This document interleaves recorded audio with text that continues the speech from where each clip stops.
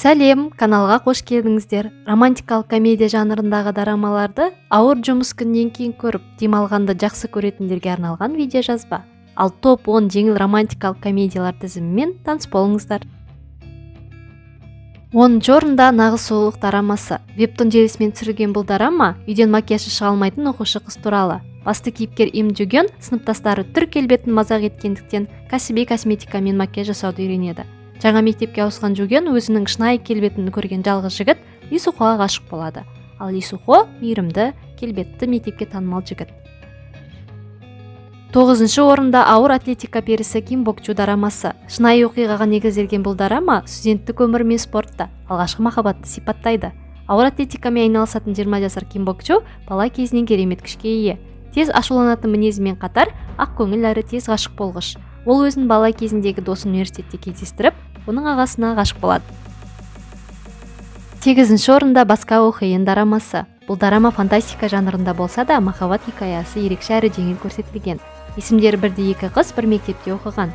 Оларды әрқашанда салыстырып біреуін әдемі десе, екіншін жай оқиын деп атаған. Ал басты рөлдегі жігіт Пак До Гён өзінің болашақтан үзінді көре алатындығын байқайды. Оның тағдыры осы екі оқиынмен байланысты болады. 7-ші орында оның жеке өмірі дорамасы. Жанкүйер болу генмен келеді деп санайтын Сон Док Ми кішкентайынан әр нәрсеге жанкүйер болып өседі. Үлкейе келе ол айдол групп мүшесі, Сианның кәсіби жанкүйері әрі фан сайтының авторы болады. Галерея куратор болып жұмыс жасайтын Сон Док Ми өзінің жанкүйер екенін жасырады. Ал Райан Док Ми жұмыс жасайтын галереяның жаңа директоры, әрі ол оның құпиясын біледі. 6-ші орында жүректен жүрекке дорамасы. Психология жанрында бұл дорама антропофобиямен ауыратын Ча Хондо жайлы. Яғни адамдармен араласудан ұялатын ол бірден қызарып кетеді. Ол далаға керек кезде ғана шығады. 7 жыл бойы детектив Чанға ғашық Хондо өзін өзгертіп емделгісі келеді. Ол үшін жүректен жүрекке кітабының авторы танымал психиатр Ко Юн Сокқа жүгінеді.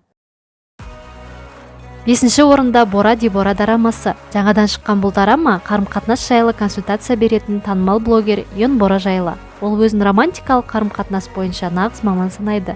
Тіпті осы тақырыптағы роман бестселлердің авторы. Бірақ та бір күн ол жігітінің өзін алдап жүргенін біліп, онымен айырылысып кетеді. Жақын арада қызымен айырылысқан Ли Сухо Бораға көмекке келеді. 4-ші орында Юми жасушалар дорамасы. 2 сезоннан тұратын бұл дорама сүйкімді анимациялық кейіпкерлермен ерекше көрсетілген. Қарапайым офис қызметкері Ким Юмидің ми жасушалары оның сезімі мен ойын әрі қимылын қадағалап отырады. Өзінің эмоциясын көрсете бермейтін Юми махаббатын іздейді, бірақ та оның әр қарым-қатынасы махаббат жасушасының жоғалып кетуімен бітеді. 3-ші орында ешқандай кездесусіз тек үйлену дорамасы. Сауда үйінде сатушы болып істейтін Чан Ми өзінің жігітіне үйленуге ұсынысты бірінші жасағысы келеді. Бірақ та ол өзін жігітті алдап жүргенін біледі. Итхе бай отбасынан шыққан келбетті жігіт әрі жігітінің досы. Анасы тез үйлендіргісі келгендіктен ол Чан Миге жалған қызы болуға ұсыныс жасайды. Оның ойынша Чан Ми оның анасына мүлде ұнамайды. 2-ші орында Менің айдиым Каннам сұлуы дорамасы. 16 бөлімнен тұратын бұл дораманың ұранын сұлулық құрбандықты талап етеді десе де болады. Мектеп кезінде сыныптастары түр әлпетін мазақ қылған үшін яң болып өскен Канмире өз келбетін өзгерту үшін пластикалық ота жасайды. Жоғары оқу орнына түскен Канмирені барлығы Каннам сұлуы деп атайды. Ал До Кён Сок түр әлпетке қарағанда ішкі жан дүниеге басты мән беретін келбетті жігіт. 1-ші орында Шамамен 1% дорамасы. Дорама жеңіл әрі романтикаға толы десе де болады. Ли Джейин бай отбасынан шыққан келбетті, ақылды, бірақ тәкаппар. Немересін қайта тәрбиелеу мақсатында оның атасы оған шарт қояды.